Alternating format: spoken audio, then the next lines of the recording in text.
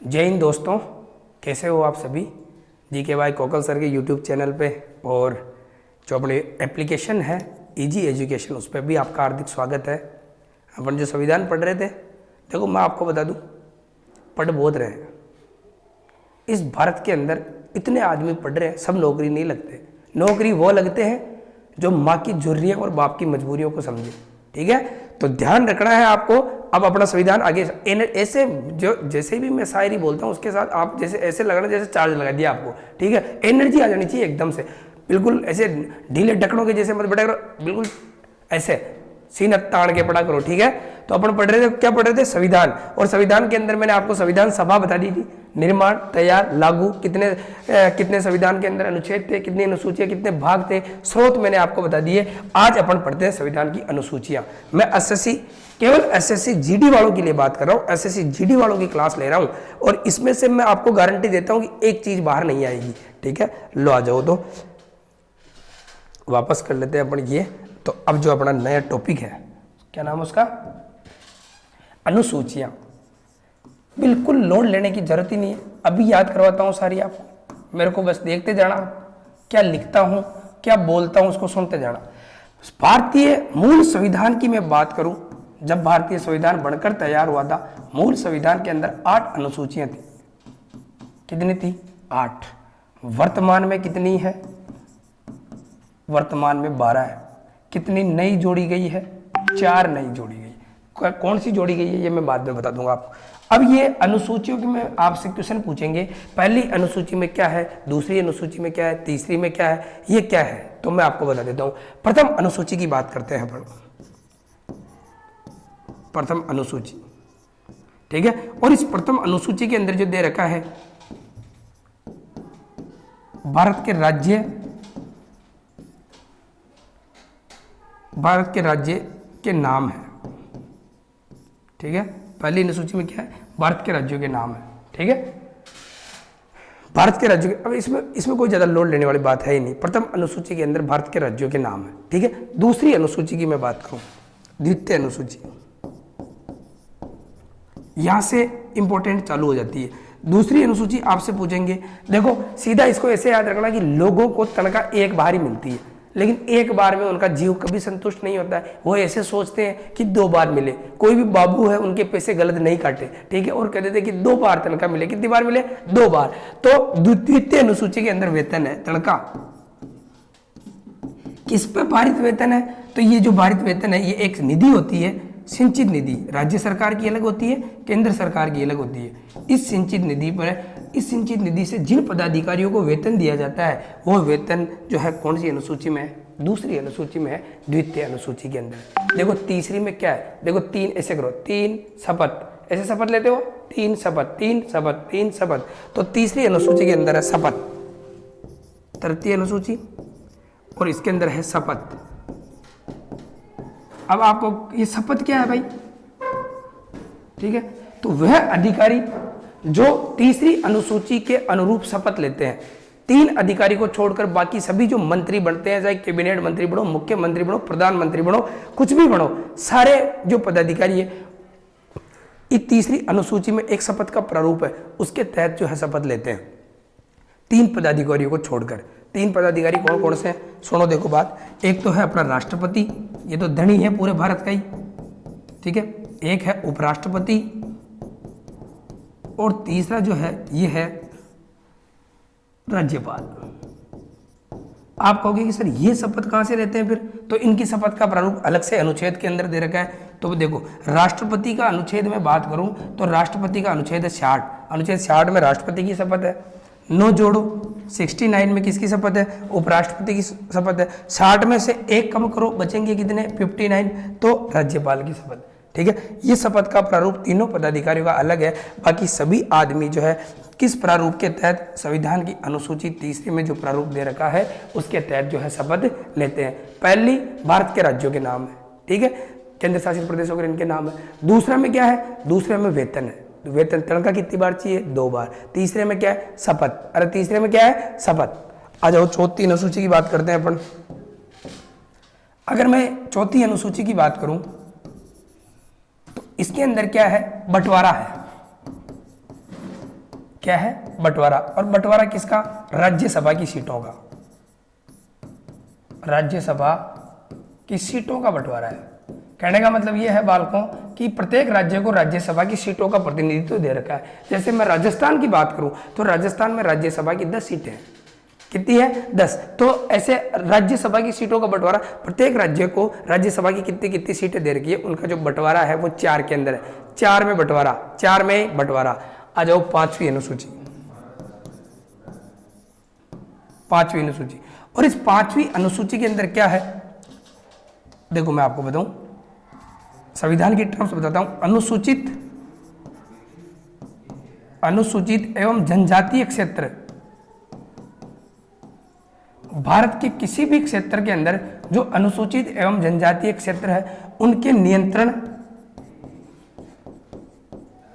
और उनके प्रशासन से संबंधित जो नियम है वो किसके अंदर है, 5वीं अनुसूची के अंदर है। ठीक है, वापस से देखो, भारत में अनुसूचित एवं जनजातीय क्षेत्र जितने भी हैं उनके प्रशासन एवं उनका नियंत्रण किस प्रकार से किया जाएगा, उनके किस प्रकार से रूल रेगुलेशन होगा, वो कौन सी अनुसूची के अंदर है, 5वीं अनुसूची के अंदर। फिर मैं बात करूं इसके बाद में 6ठी अनुसूची, 6th शेड्यूल। 6th शेड्यूल में भी सेम चीज है, भारत के अंदर अनुसूचित एवं जनजातीय क्षेत्र के प्रशासन एवं नियंत्रण से संबंधित प्रावधान है 6ठी अनुसूची में भी, लेकिन ये 4 राज्यों के अंदर ही है। वो 4 राज्य कैसे याद करने, आपको देखो ऐसे याद करने, ATMM, ए का मतलब क्या होता है, असम, त्रिपुरा, मिजोरम, आवाज आएगी भैया, मिजोरम, और इसका नाम है मेघालय, मेघालय।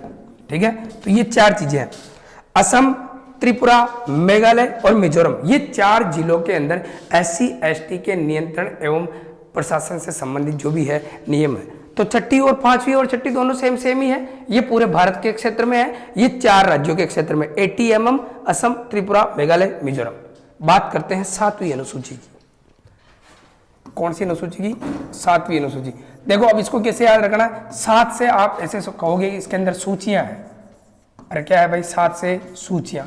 अब सूचियां कितने प्रकार की होती है, ये क्या बला है, सूचियां 3 प्रकार की होती है। ठीक है, पहली, दूसरी और ये तीसरी। देखो एक सूची होती है जिसे अपन कहते हैं संघ सूची। ठीक है, संघ या इसको अपन कहते हैं केंद्रीय सूची। इस सूची के अंदर जितनी भी मदे सम्मिलित है उन पे जो कानून बनाने का काम है वो केंद्र सरकार करती है, भारत सरकार करती है। केंद्र सरकार जिन पे कानून बना सकती है वो कौन सी सूची के अंदर है, विषय संघ सूची के अंदर आएंगे। फिर दूसरी सूची का नाम है राज्य सूची, राज्य सूची। और राज्य सूची की मैं बात करूं तो इन राज्य सूची के अंदर जितने भी विषय हैं उन पे कानून बनाने का काम राज्य सरकार करती है। 3 प्रकार की सूचियां, एक लास्ट वाली सूची है उसका नाम है समवर्ती सूची, समवर्ती सूची। और इस समवर्ती सूची पर कानून बनाने का सरकार राज्य प्लस केंद्र दोनों प्रकार की सरकारें जो इसमें कानून बनाने का काम करती है। ठीक है, तो 7 में सूचियां, अरे बोलो 7 में सूचियां, 7 में सूचियां, 6 में प्रशासन है अनुसूचित एवं जनजातीय क्षेत्र का, 6 में 4 राज्यों के अंदर ही है, 5 में पूरे भारत के क्षेत्र में, 4 में राज्यसभा का बंटवारा, 3 में शपथ का प्रारूप। तनखा कितनी बार चाहिए, 2 बार। पहले में भारत तथा उसके राज्य क्षेत्र जो है उनके नाम है। ठीक है, इसके बाद बात करता हूं मैं 8वीं अनुसूची की।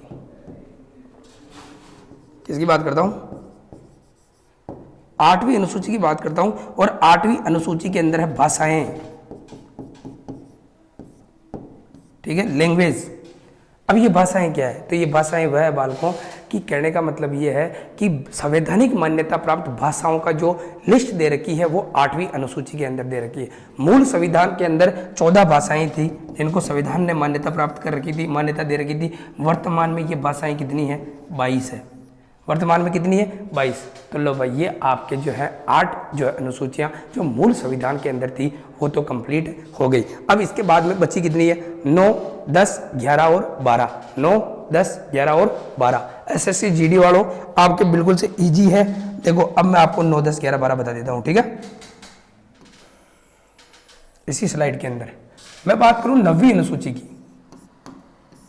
9वीं अनुसूची की इसको कब, पहले तो सबसे बात, इसको कब जोड़ा गया था? तो कौन से संविधान संशोधन द्वारा? तो प्रथम संविधान संशोधन, पहला संविधान संशोधन, और ये पहला संविधान संशोधन 1951 में हुआ था। इसमें इसको जो है जोड़ा गया। क्या प्रावधान कर रखे हैं? तो इसके अंदर है भूमि सुधार के बारे में, भूमि सुधार। ठीक है, आपसे क्वेश्चन ये पूछा जाएगा, प्रथम संविधान संशोधन 1951 में संविधान की कौन सी अनुसूची जोड़ी गई है? तो कौन सी जोड़ी गई है? 9वीं अनुसूची जोड़ी गई है। इसके बाद बात करते हैं 10वीं अनुसूची की। 10वीं अनुसूची सबसे पहले तो भाई 10वीं बाद में जोड़ी गई है, तो कब जोड़ी गई है? देखो, ये 1951 में जोड़ी गई थी। ये 52वां संविधान संशोधन, कॉन्स्टिट्यूशन अमेंडमेंट 1985, ठीक है। 52वां संविधान संशोधन 1985 में जोड़ी गई है। क्या कह रखा है इसके अंदर, क्या प्रावधान है? इसके अंदर जो प्रावधान है वो है दल बदल से लेकर, यदि कोई भी विधानसभा का या कोई भी संसद के सदस्य इधर दल बदल करता है तो वो दल बदल से संबंधित प्रावधान है इसके अंदर, दल बदल से संबंधित, दल बदल से संबंधित प्रावधान है। ठीक है, किस कौन सी अनुसूची में? 10वीं में। अब आ जाओ भाई 11वीं और 12वीं, दोनों अनुसूचियां बड़ी इंपॉर्टेंट है। एक तो 11वीं अनुसूची, ठीक है, कब जोड़ी गई थी? तो देखो 73वां संविधान संशोधन, 73वां कॉन्स्टिट्यूशन अमेंडमेंट 1992 में जोड़ी गई है। ठीक है, क्या है इसके अंदर, किसका प्रावधान कर रखा है? पंचायतों का। किसका प्रावधान कर रखा है? इसमें पंचायतों के बारे में जो है गठन कर रखा है, और पंचायतों के कुल इसके अंदर 29 विषय हैं। पंचायतों के कुल कितने विषय हैं? 29। 11वीं में पंचायतें हैं, 11वीं में क्या है? पंचायतें। आ जाओ 12वीं अनुसूची, 12वीं अनुसूची, और ये 12वीं अनुसूची कब जोड़ी गई? 74वां संविधान संशोधन, कॉन्स्टिट्यूशन अमेंडमेंट 1992 में जोड़ी गई है। क्या है इसमें? इसमें नगर निकाय है, नगर निकाय के बारे में। ठीक है, तो ये आपकी 12 की 12 ही जो है अनुसूचियां हो गई। वापस से याद करूँ मैं आपको, तो लो देखो सुनो एक बात।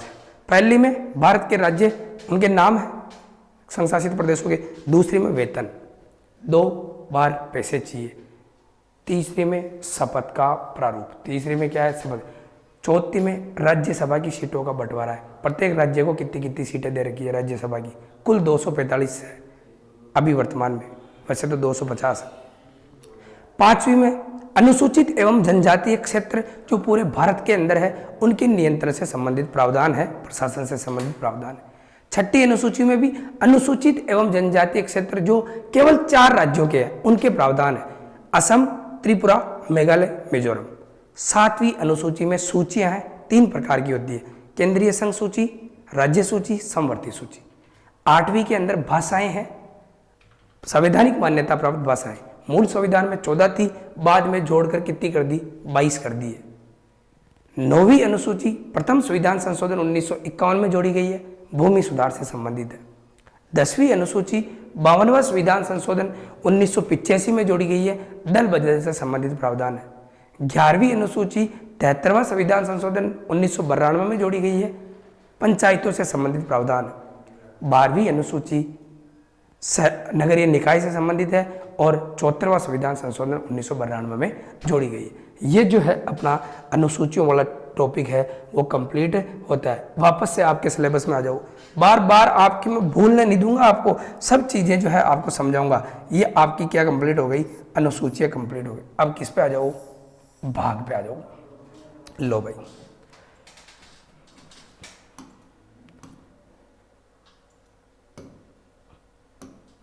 ठीक है, संविधान के भाग।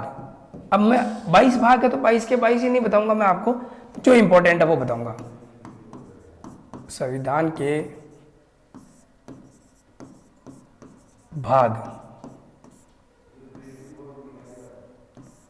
संविधान के भाग तो मैंने आपको बताया था मूल संविधान के अंदर कुल कितने भाग थे? मूल संविधान के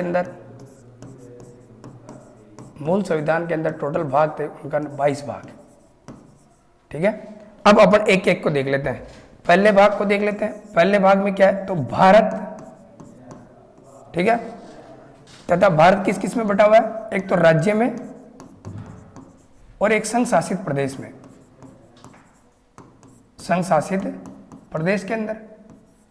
तो पहला भाग के अंदर क्या है, भारत तथा राज्य एवं संघ शासित प्रदेशों के नाम, व क्षेत्र है। ठीक है, पहले भाग के अंदर कहने का मतलब ये है, पहले भाग के अंदर ये कह रखा है अनुच्छेद 1 से लेकर 4 तक है, आर्टिकल 1 से लेकर कहां तक है, 4 तक। ये कह रखा है जी कि भारत का मतलब, इंडिया का मतलब ही भारत है, इंडिया का मतलब ही क्या है, भारत है। और नए राज्यों का पुनर्गठन करना हो, किसी राज्य की सीमा में परिवर्तन करना हो, किसी राज्य का नाम बदलना हो, तो ये सारे प्रावधान है जो किसके अंदर कर रखे, अनुच्छेद 1 से 4 के अंदर। ये भाग कौन सा है, 1 है। भाग 2 की बात करता हूं मैं, ठीक है, भाग 2, और 2 के अंदर है नागरिकता। भाग 2 के अंदर क्या है, नागरिकता, जो अनुच्छेद कहां से है, अनुच्छेद 5 से लेकर कहां तक है, 11 तक है। सिटीजनशिप कैसे मिलती है, भारत की कोई भी जो व्यक्ति बाहर से आता है या यहाँ से बाहर कोई व्यक्ति जाता है, तो भारत की अगर किसी को नागरिकता लेनी है या भारत की किसी की नागरिकता रद्द करनी है, तो वो जो प्रावधान है वो कौन से भाग के अंदर कर रखे, दूसरे में। दूसरे में क्या है, नागरिकता, जो अनुच्छेद 5 से लेकर 11 तक है। ठीक है, भाग 3 के अंदर हम मौलिक अधिकार, वेरी इंपॉर्टेंट है मौलिक अधिकार। ये आपसे पूछा जाएगा एसएससी जीडी वालों कि मौलिक अधिकार संविधान के कौन से भाग में है, 3 में है, अनुच्छेद 12 से लेकर 35 तक है। दोनों बड़ा इंपॉर्टेंट है। ठीक है, कहाँ से लिए गए, अमेरिका से लिए गए। भाग 4 की मैं बात करूं तो भाग 4 में नीति निर्देशक तत्व है, ये भी इंपॉर्टेंट है भाई, नीति निर्देशक तत्व। और नीति निर्देशक तत्व अनुच्छेद 36 से लेकर 51 तक है। ठीक है, भाग 3 में मौलिक अधिकार है जो लोगों को दे रखे हैं संविधान ने। भाग 4 में नीति निर्देशक तत्व है जो लोगों के विरुद्ध राज्यों को दे रखे हैं, राज्य सरकारों को दे रखे हैं। ठीक है, भाग 5 से पहले एक और बता देता हूं मैं आपको, भाग 4 क। अब देखो, पहली चीज तो ये कि ये 4 क आ गया, क मतलब बाद में जोड़ा गया है, ये मूल संविधान के अंदर नहीं था। तो भाग 4 क में क्या है, भाग 4 क में है मूल कर्तव्य। अनुच्छेद कौन सा है, अनुच्छेद है 51 क। तो ये तो आपके बड़े इंपॉर्टेंट है, 3, 4 क। आ जाओ भाग 5 में। भाग में 5 की बात करूं तो भाग 5 में है संघ सरकार।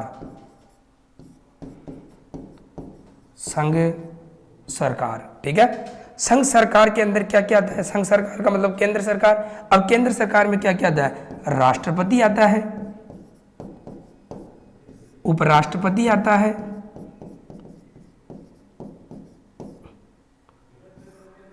आता है, प्रधानमंत्री प्लस इसकी मंत्रिपरिषद आती है। ठीक है, फिर उसके बाद महान्यायवादी आता है, महान्यायवादी। ठीक है, फिर इसके बाद में बात करूं तो संसद आती है,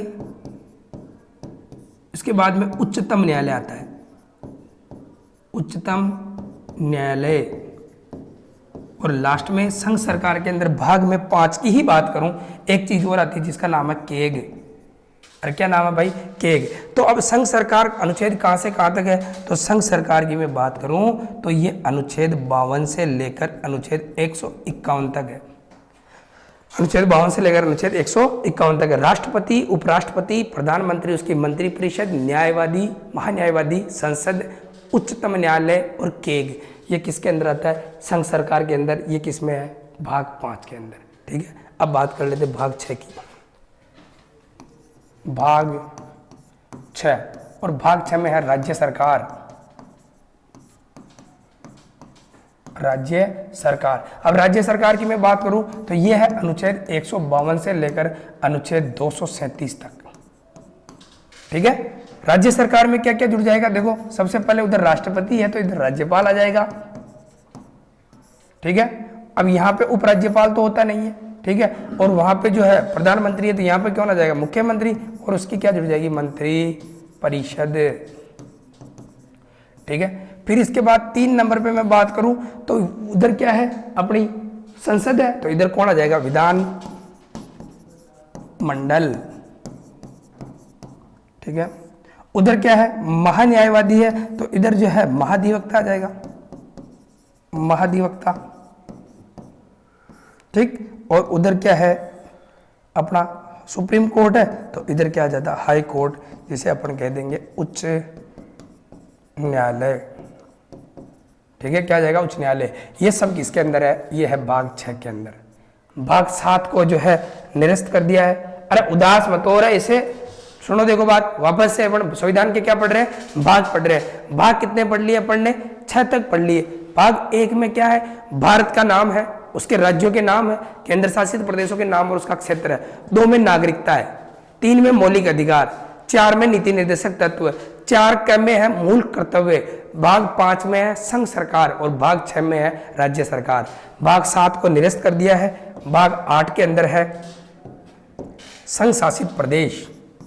भाग 8 के अंदर क्या है, संघ शासित प्रदेश, ठीक है। भाग 9 के अंदर है पंचायतें, ठीक है। भाग 9 के में है नगर निकाय, नगर निकाय। अब सुनो, अब मुझे पता है आप बोर हो रहे हो, लेकिन ये क्या है, इन तीनों के बारे में मेरे को बताना इस वजह से जरूरी था कि ये पूछ लेते एग्जाम में। अब मैं डायरेक्ट इंपॉर्टेंट बता देता हूँ आपको, इतना नहीं पूछेंगे, इतना डीप नहीं जाएंगे। ऐसे पूछ एसएससी जीडी में तो ऐसे क्वेश्चन आते हैं कि भारतीय संविधान के अंदर कुल कितने भाग है, 22 भाग, ठीक है। अब मैं बात करता हूँ, फिर भी 2-4 और बताते हूँ। 15 के अंदर की बात करें, भाग 15 में तो निर्वाचन है भाई, निर्वाचन आयोग के बारे में, इनके बारे में, ठीक है। भाग 17 की मैं बात करूं, इसमें अपनी राजभाषा है हिंदी, राजभाषा के बारे में प्रावधान कर रखा है। भाग 18 के मैं बारे में बात करूं तो इसमें जो है आपातकालीन प्रावधान है, आपातकालीन प्रावधान, इमरजेंसी कैसे लगती है, ठीक है। और भाग में 20 की बात करूं तो ये थोड़ा सा इंपॉर्टेंट है, इसको ध्यान रख लेना, संविधान संशोधन, संविधान संशोधन, ठीक है। क्या है, संविधान, ये किस में है, अनुच्छेद 368 में, ठीक है। तो ये इंपॉर्टेंट भाग है, याद रख लेना आप। 20 याद रख लेना, ये याद नहीं रहे तो कोई बात नहीं, ये भी नहीं रहे तो कोई बात नहीं, ये तो आपको याद रखने ही है, इधर वाले तो ये तो इंपॉर्टेंट है। मौलिक अधिकार, नीति निर्देशक तत्व, मूल कर्तव्य, संघ सरकार, ये इंपॉर्टेंट है, इनको तो याद रखना ही पड़ेगा, ठीक है। तो ये वेरी इंपॉर्टेंट है, इनके बारे में मैं स्टार लगा देता हूँ इधर, ठीक है। इनको याद कर लेना। मैं वापस से आपको सिलेबस के अंदर लेके चलता हूं, आपके सिलेबस में आ जाओ, देखिए यहाँ पे ये है ना, ठीक है। तो ये आपके भाग भी क्या हो गए, कंप्लीट हो गए, ठीक है। 2 चीजें, अनुसूचियां कंप्लीट हो गई, भाग कंप्लीट हो गए। अब आगे देख लेते हैं प्रस्तावना।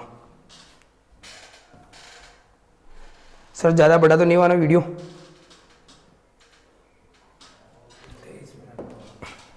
छोटा ही है तो ठीक है। अब देख लेते हैं अपन संविधान की प्रस्तावना। अब यहाँ से आपका क्वेश्चन आने की संभावना बहुत ज़्यादा है, ठीक है, प्रस्तावना से। तो सबसे पहले तो मैं ये बताऊं कि ये प्रस्तावना का निर्माण है, पंडित जवाहरलाल नेहरू ने एक प्रस्ताव रखा था, उस प्रस्ताव का नाम है उद्देश्य प्रस्ताव। इस प्रस्तावना का निर्माण कौन से प्रस्ताव से हुआ है, उद्देश्य प्रस्ताव से हुआ है। इस वजह से प्रस्तावना को संविधान की उद्देशिका भी कहते हैं, प्रस्तावना को संविधान की क्या कहते हैं, उद्देशिका भी कहते हैं। अब प्रस्तावना सब जानते हो आपने किताबें देखी होगी सरकारी स्कूल की, उस सरकारी स्कूल की किताबें जो होती है एनसीईआरटी की या आरबीएससी की जो किताब, उनके जो पेज होता है, पहला पेज, उसके पीछे देखना, उसके ऊपर पूरी की पूरी प्रस्तावना लिखी हुई है। हम भारत के लोग, भारत को संपूर्ण प्रभुत्व संपन्न, समाजवाद, पंथ निरपेक्ष, लोकतंत्रात्मक गणराज्य बनाने के लिए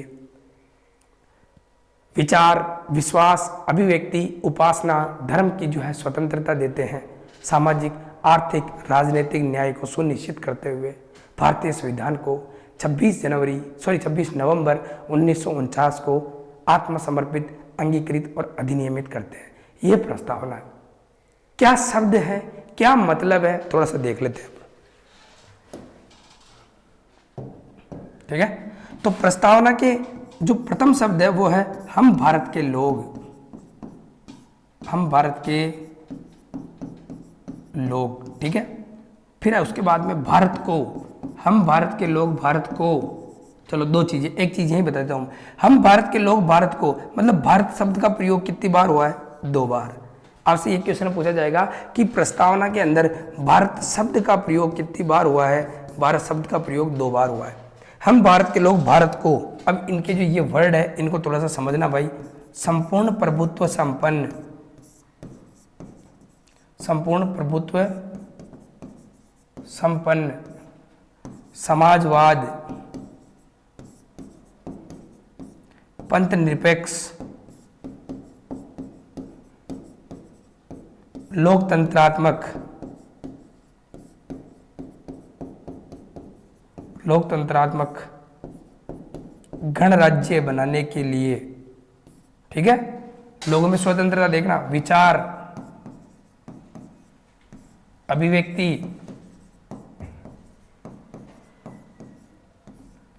उपासना, विश्वास और धर्म की स्वतंत्रता, ठीक है।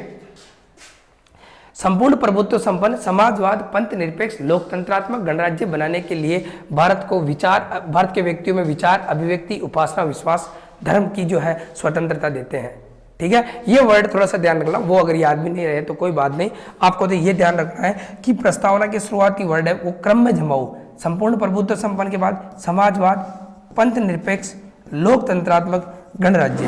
एक बार के लिए मैं आपको थोड़ा सा इनका मीनिंग बता देता हूं, ज्यादा इतना लोड लेने की जरूरत नहीं है। संपूर्ण प्रभुत्व संपन्न का मतलब यह है भारत देश आंतरिक एवं बाह्य कानून बनाने के लिए अब स्वतंत्र है, किसी के ऊपर बाध्य नहीं है। इसके बाद समाजवाद, समाजवाद का मतलब ये होता है उत्पादन के जो भी साधन है जिसके ऊपर निजी और सरकारी दोनों स्वामित्व हो सकता है, ठीक है। तीसरा है पंथ निरपेक्ष, राज्य का कोई धर्म नहीं है, राज्य किसी भी धर्म को बढ़ावा नहीं देगा, राज्य के लिए सभी धर्म जो है क्या है, समान है। आगे देखो लोकतंत्रात्मक, लोकतंत्रात्मक का मतलब यह है कि ये जो पूरा भारत होगा ये एक डेमोक्रेटिक देश होगा, लोकतंत्रात्मक देश होगा, ठीक है। कैसे होगा कि जो इसका जो भी प्रमुख पदाधिकारी है वो कितने साल के लिए चुने जाएंगे? 5 साल के लिए चुने जाएंगे, लोगों द्वारा चुना जाएगा, लोगों का तंत्र होगा, 5 साल के लिए चुना जाएगा, वंशानुगत नहीं होगा, ठीक है। लोग वापस से अगर चुनना होगा तो वापस से 5 साल बाद उसको चुनाव जीतने पड़ेंगे। यह है लोकतंत्रात्मक। गणराज्य, गण लोग, राज्य देश, लोगों द्वारा, वही है, वही बात है, जनता द्वारा जनता के लिए शासन गणराज्य कहलाता है। या जो भारत का प्रमुख पदाधिकारी है वो वंशानुगत न होकर निर्वाचित होता है, इसका मतलब होता है गणराज्य। तो इन वर्ड को ध्यान में रखना। फिर उसके बाद में मैं लास्ट में आता हूं डायरेक्ट प्रस्तावना के। 26 नवंबर 1949 को 3 वर्ड बताए थे मैंने आपको, आत्मसमर्पित, अधिनियमित, आत्मसमर्पित, अधिनियमित और क्या करते हैं? अंगीकृत करते हैं, ठीक है। 3 वर्ड बताए थे। 26 नवंबर को आत्मसमर्पित, अंगीकृत और अधिनियमित करते हैं। वो मार्ग शीर्ष शुक्ल सप्तमी विक्रम संवत 2006 वाली बात भी याद रखना, वो भी प्रस्तावना के अंदर ही है, ठीक है। अब एक चीज तो मैंने आपको बता दी कि प्रस्तावना के अंदर 2 बार भारत शब्द का उल्लेख है, तो फिर एक और चीज सुन लो आप। 42वां संविधान संशोधन, कॉन्स्टिट्यूशन अमेंडमेंट 1976 द्वारा प्रस्तावना के अंदर 3 शब्द जोड़े गए। पहले का नाम समाजवाद, दूसरे का नाम है पंथ निरपेक्ष, समाजवाद, पंथ निरपेक्षता, और तीसरा जो है उसका नाम है और अखंडता, और अखंडता। तो प्रस्तावना में ये 3 शब्द जोड़े गए थे। पहले का नाम समाजवाद, पंथ निरपेक्ष, और तीसरे का नाम क्या है? और अखंडता। प्रस्तावना में संविधान संशोधन केवल 1 बार किया गया है। प्रस्तावना में संविधान संशोधन कितनी बार किया गया है? 1 बार किया गया है। 3 शब्द जोड़े गए, समाजवाद, पंथ निरपेक्ष और लोकतंत्रात्मक गणराज्य। पहले इस पर प्रस्तावना पर बहस हुई थी कि प्रस्तावना के अंदर संसद है जो संविधान संशोधन कर सकती है या नहीं कर सकती है। तो 1960 के अंदर एक विवाद आया था बेरूबाड़ी का, उसके अंदर तो क्लियर मना कर दिया कि प्रस्तावना में जो है संविधान संशोधन नहीं कर सकती है संसद, क्योंकि ये संसद अपना संविधान का भाग नहीं है। लेकिन अपने डिसीजन को चेंज करते हुए 1973 केशवानंद भारती इसके अंदर ये कह दिया कि प्रस्तावना संविधान का अभिन्न अंग है और इसमें जो है संसद जो संशोधन कर सकती है। ठीक है, किसमें क्या था? 1973 केशवानंद वाले में। तो फिर उसके बाद में जिसके अंदर एक संशोधन किया गया था, समाजवाद, पंथ निरपेक्षता और अखंडता। पंथ निरपेक्षता का मतलब, धर्म निरपेक्षता का मतलब, सेक्युलर का मतलब ये है कि राज्य किसी भी धर्म को बढ़ावा नहीं देगा, राज्य के लिए सभी धर्म क्या है? समान है। तो ठीक है बालकों, अब ये जो वीडियो संविधान है छोटे छोटे टुकड़ों में बना लेते हैं, ज़्यादा आपको लोड नहीं हो, आगे बढ़ाएंगे। इसके बाद में वीडियो देखना पूरा और चीज़ों को नोट डाउन करना। जय हिंद, जय भारत।